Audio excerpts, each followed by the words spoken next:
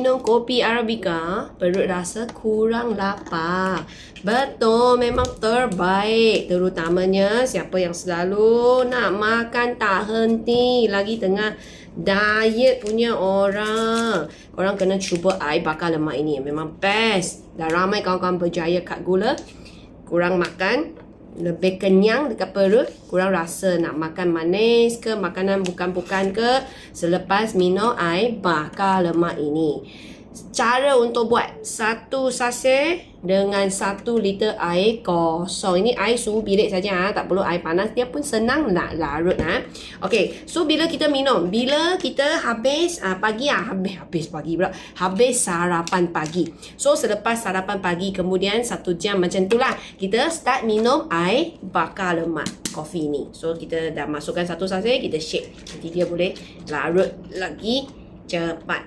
Macam ni, nampak? Sudah larut, then sudah boleh minum. So waktu pagi paling sesuai minum. Dan cara ini 1 liter dengan 1 sachet macam ni paling mesra dekat you punya perut. Rasa dia pun tak ada manis, tak ada manis langsung. Dia pahit-pahit manja. So kita larut dengan 1 liter air, dia taklah pahit sangat. So manja-manja sahaja. Tapi pelik tau. Ini korang akan semakin minum semakin suka. Yang manis, yang pelik-pelik punya itu, bau-bau palsu semua, korang akan tak suka, akan reject. Sebab ini badan sudah semakin sihat.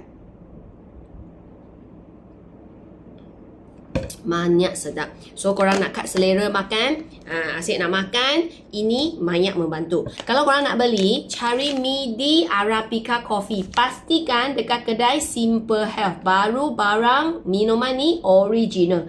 Hanya kedai ni ada jual air bakar lemak original. Selain daripada kedai ni, semua fake produk. Okay, so macam mana nak minum, Watami sudah share dengan korang. Yang penting ini 1 liter. Pagi kita dah buat, lepas sarapan 1 jam kita start minum.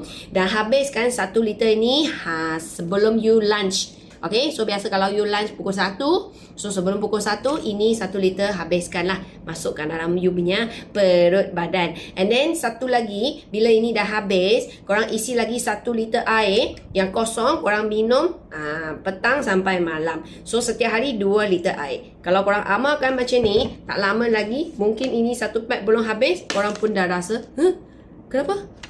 Tak lalu nak makan? Manis-manis? Tak suka? Lagi badan bertenaga.